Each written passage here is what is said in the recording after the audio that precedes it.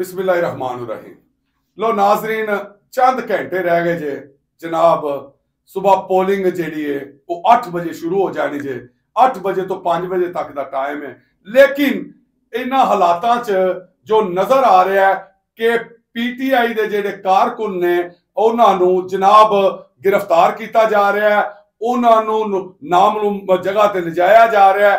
और इस तो बाद अगर कोई पीटीआई का जेड़ा एजेंट है वो नहीं लभदा, ओनू जनाब जेड़ा है ओदे रिश्तेदारां उठाया जा रहा है। यह सूरत हाल च साफ ते शफाफ इलैक्शन किस तरह नजर आएंगे, ਇਹਦੇ ਉੱਤੇ डिटेल नाल गल करने वास्ते साडे नाल प्रोग्राम च मौजूद ने सीनियर सहाफी सीनियर तजियाकार तारक जमाल साहब। जी तारक जमाल साहब, बताइएगा कि ये जो मामला चल रहे हैं, कारकुनों को उठाया जा रहा है, एजेंटों को उठाया जा रहा है, तो क्या आप समझते हैं कि इस तरह इलेक्शन साफ और शफाफ होंगे? भुट्टा साहब, आप ये पाकिस्तानी सियासी तारीख का एक बदकिस्मती कह लें। ये ऐसे ही इलेक्शन होते रहे माजी में भी। माजी में भी कभी शफाफ इलेक्शन नहीं हुए। मैं ये नहीं कह सकता कि पहले शफाफ इलेक्शन होते रहे और अब ये पहली दफा ये हो रहा है। ये पहली दफा पीटीआई के साथ हो रहा है। ये एक जिस तरह उभरी थी जमात, इसको ये टफ टाइम पहली दफा मिल रहा है। पीपल्स पार्टी ने जियाउल हक की आमरीत को देखा, उसके बाद ये इनका मुस्लिम लीग नून के साथ मोहतरमा का क्लैश रहा सियासी तौर पे, फिर आगे जाके ये इकट्ठे हुए। इसी तरह मियां नवाज शरीफ ने परवेज मुशर्रफ का बहुत माशाल्लाह देखा, जो जिसमें उनको जिला वतन भी किया गया, पार्टी की पकड़ दकड़, उनके कायदीन को सजाएं, मारपीट, ये सारा कुछ उन लोगों के साथ हो चुका है। ये पीटीआई के साथ चूंकि पहली दफा हो रहा है, इसलिए ये घबराए हुए हैं। इनको समझ नहीं आ रही कि ये मामला टैकल कैसे करना है।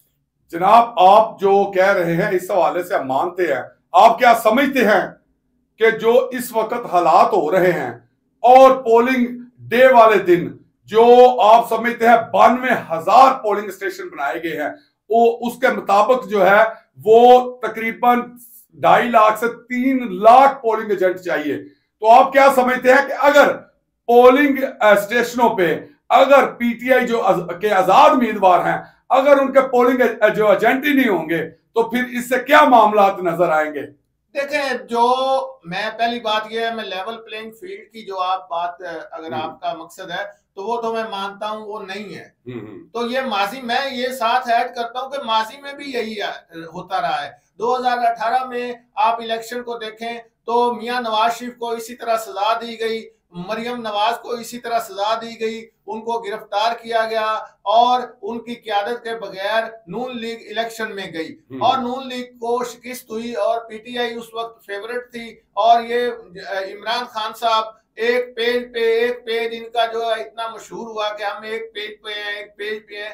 तो उस वक्त इन्होंने ये नहीं सोचा कि कल को इनके साथ भी ये काम हो सकता है, बल्कि इन्होंने अपनी फिरौनियत में इंतहा कर दी और आज उसका रिवर्स हो रहा है। अब क्या हो रहा है मैं आपको बताऊं। मसलन मुक्तदर हलकों ने ये फैसला किया कि 2017 में जो इंजीनियरिंग की गई वो एक उनका गलत तजर्बा था। चीजें उसके बाद तबाही की तरफ गई, मुल्क की मईशत तबाह हुई, वो तजर्बा एक फ्लॉप तजर्बा हुआ। अब वो उस गलती को दुरुस्त करने की कोशिश कर रहे हैं। तारक जमाल साहब, आप बताइएगा ना, तो अब जो बयानिया था नून लीग का, वोट को इज्जत दो, तो वो जो है बयानिया कहाँ चला गया? और कल का दिन जो है वो पीटीआई जो वाले हैं वो आजादी तहरीक के लिए निकल रहे हैं। तो आप क्या समझते हैं कि इस इनकलाब को रोक सकेंगे आप? नहीं, वो वोट को इज्जत दो, वो अपने कैंडिडेट्स उन्होंने सिलेक्ट किए हुए हैं, आजाद कैंडिडेट, वो उनको वोट कर रहे हैं।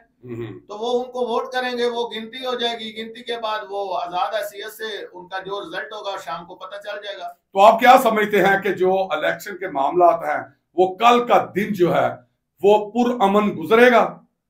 आप क्या किस नजर से देखते हैं? देखो, पुरअमन इलेक्शन तो हल्का फुल्का लड़ाई झगड़े और कत्लो गारत ये तो माजी में भी इंतखाबात में होती रही है।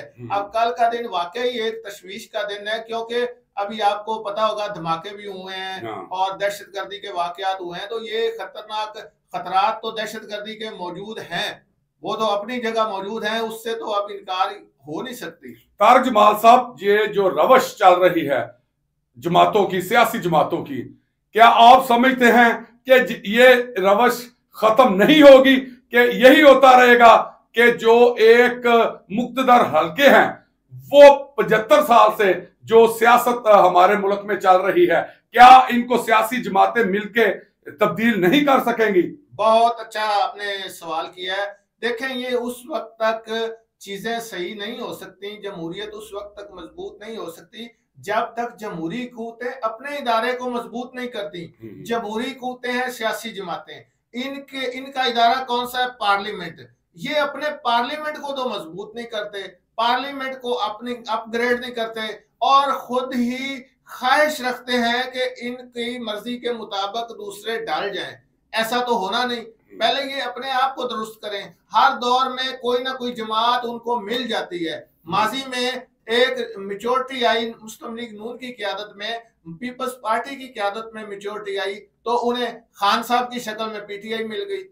तारिक जमाल साहब, आप कैसी बातें कर रहे हैं? वो कौन सी मेजोरिटी है? मिसाके जमहूरियत पे पीपल पार्टी और मुस्लिम लीग नून ने जो है वो दस्तखत किए थे कि किसी सूरत में भी उनकी गोद में नहीं जाया जाएगा, लेकिन वो आपके सामने है। तो ये तो एक नई पार्टी, नई जमात है।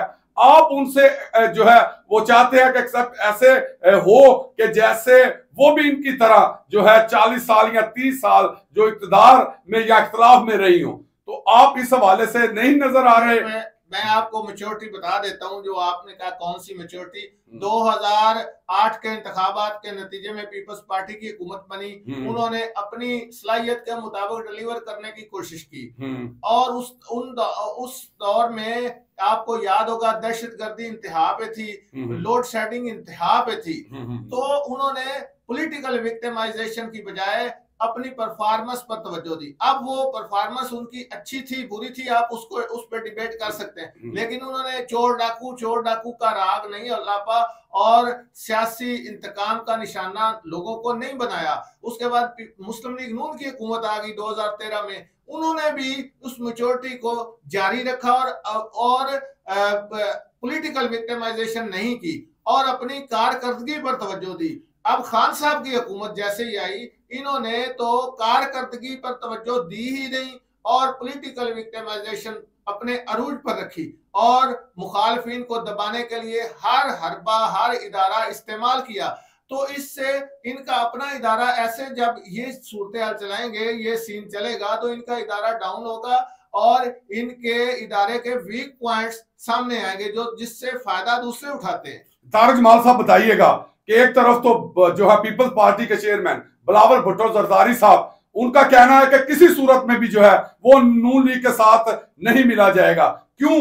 कि वो जो है नफरत की सियासत और तकसीम की सियासत करते हैं, जबकि दूसरी तरफ जो है वो नून लीग का जो कहना है वो आपके सामने है, तो आपको नजर आ रहा है। और जबकि जो नजर आ रहा है कि जो पीपल्स पार्टी है उनकी कोशिश है कि जो पीटीआई के आजाद उम्मीदवार हों या वोटर, उनको अपनी तरफ खींचा जा रहा है। आप क्या समझते हैं कि पीटीआई के जो वोटर हैं उनको कल का दिन क्या ये कर सकेंगे कि ये जो है कि वो पीपल्स पार्टी को वोट दें? देखें, जितनी जमातें होती हैं ना, वो हर किस्म का जो वोटर है हर पार्टी का, उसको अट्रैक्ट करने की कोशिश करती हैं। ये उनका जमहूरी हक भी है। और पीपल्स पार्टी जो कह रहे हैं ना, वो बिलावल साहब कह रहे हैं नून लीग के साथ नहीं मिलेंगे, ये पॉलिटिकल जलसों की बात है। जब असेंबली लगेगी तो ये देख लीजिएगा, ये मिल भी जाएंगे, और कोई ऐसी बात नहीं, और कोई इतनी इनकी तकारीर में इस कदर शिद्दत नहीं है कि ये दोबारा मिल नहीं सकते। और इनकी अगर शिद्दत आ भी जाए, माजी में रही है, जैसा कि वो कहते रहे, शहबाज साहब कहते थे मैं पेट फाड़ कर ये निकाल दूंगा, सड़कों पर खींचूंगा, फलां करूंगा। जरदारी साहब भी नवाज शरीफ को बहुत बुरा भला कहते रहे। तो आप देख लें, पिछली हुकूमत जो पीडीएम की बनी थी और उसमें इतनी 13 जमातें इत्यादि थी, तो मिलजुल के इन्होंने काम नहीं किया। तो ये इन लोगों में थोड़ा सा बाद में फ्लेक्सिबिलिटी भी उतनी ही होती है, लेकिन जो खान साहब है उनमें फ्लेक्सिबिलिटी होने नाम की भी नहीं है, दिखानी तो उन्होंने क्या। तो ये जो अट्रैक्ट करने की, वो हर जमात का राइट होता है पॉलिटिकल जलसों में वोट गेन करने के लिए ऐसे बयानात लोग देते हैं ताकि जो नून लीग का मुखालिफ वोट है शायद उसमें से कुछ उनको भी मिल जाए। जी नाज़रीन, जो हालात चल रहे हैं, तो आइंदा चंद घंटे रह गए हैं, तो हमारी तो यही दुआ होगी कि कल का दिन जो है वो अल्लाह करे कि पाकिस्तान के लिए बेहतर हो और पाकिस्तान की अवाम के लिए भी बेहतर हो। अब तक के लिए इजाजत दीजिए। अल्लाह हाफिज।